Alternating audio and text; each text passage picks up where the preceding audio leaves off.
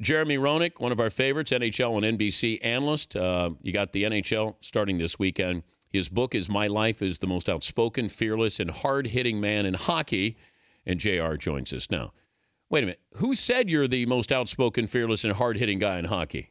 Come on, man. How many times have I been hitting you in the man cave there and run guys to the wall at the man cave and open my mouth and said so many crazy things at the man cave and impressed, Dan Patrick at the man cave. Come on, buddy.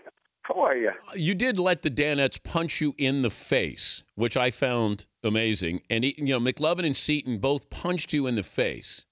Yes. And then they're the ones that got hurt, not you. I hear Seton had a cast in his hand for about a couple weeks. Yep. Yeah.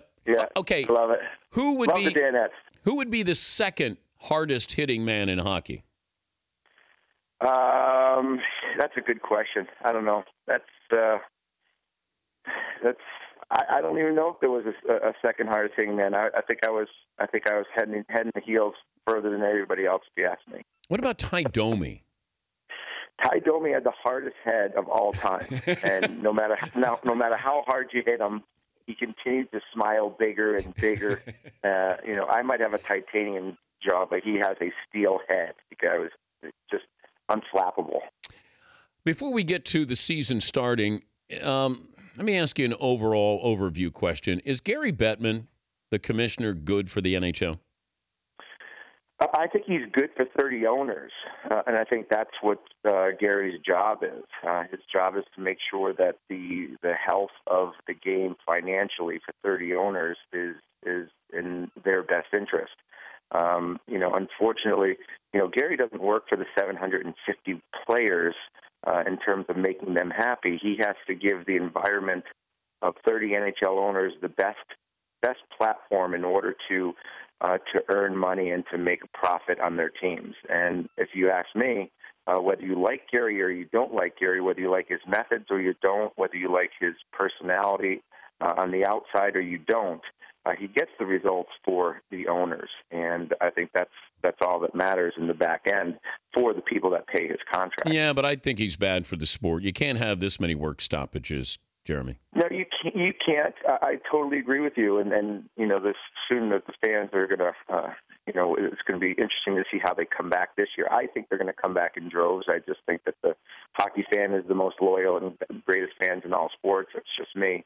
But you can't keep going to the well like this. You're right. As a commissioner. And so I think this has to be the last one, because if not, he's going to have to, move aside and let somebody else come in. He's Jeremy Roenick, NBC Sports Network, NHL analyst, joining us for the Dan Patrick Show. You have the abbreviated season. That's going to help certain teams and hurt certain teams. Who is it going to help the most?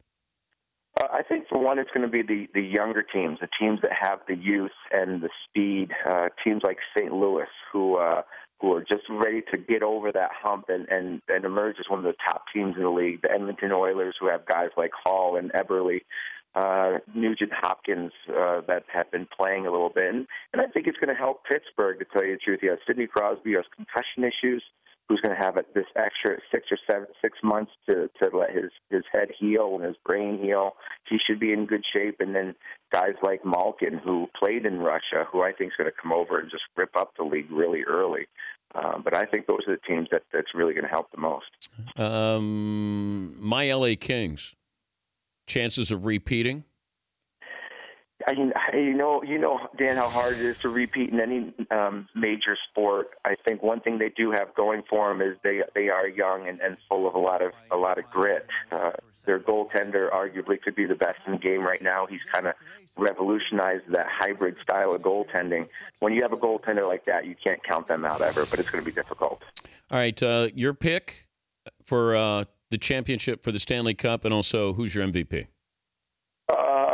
Wow, I think Malkin's going to be the MVP. I really think he's going to come over and again show why he wanted to be known as the best player in the world. So I would go with Malkin being the MVP. It's going to be really tough coming out of the East. I think there's 4 teams that are going to really compete: Boston, New York Rangers, Philly, and Pittsburgh. Pittsburgh just is so deep. Look for them and the Rangers. I think the Rangers might have the edge because of their goaltending. And out west, don't be surprised if St. Louis or Chicago comes out of the West. St. Louis, another year under Hitchcock. Again, very stingy defense, very, very hardworking. They're going to be very difficult to beat again this year. So maybe a little sleeper in the West. What is the item in the book that people will be talking about? What's the one thing that'll stand out in this book you've written? Oh, I think I think one thing that I wanted to do different, Dan, is to don't do anything on the ice, do everything off the ice. Kind of the life in the locker room, life in the bars, life on the planes, the stories that I had. There was a lot of real crazy issues and situations I put myself in, and then my relationships with a lot of people. But I think my stories of the highs and lows that I went through and really called myself out on a lot of things, and the strength of my wife Tracy and what she did for our family is just, I think it's mind blowing. Didn't you say that you accidentally got buzzed drunk before a game, that you didn't think you guys were playing? Is that true? Yeah, that was 1990. I think it's 92 when we were gonna strike at the playoff time in Detroit, and everybody was waiting. So we're in Detroit. We ended up going to a sports bar and eating lunch and having a couple cocktails, having a beer after beer after beer, and we're still waiting for the call, Dan. We're waiting for the call, and no call came. We were supposed to strike at 3, and we didn't strike. We were supposed to strike at 4. We didn't strike. Then we had to go to the game, and all of us were buzzed. And they said, "Oh, we'll strike tomorrow." I'm like, "Are you kidding me?" So half of us were under the tank. And Mike Keenan just turned a blank eye and said, "Good luck, boys. You better do it. You better get this one done." Did you win? I scored a goal and assist. We tied 3-3, and all was okay.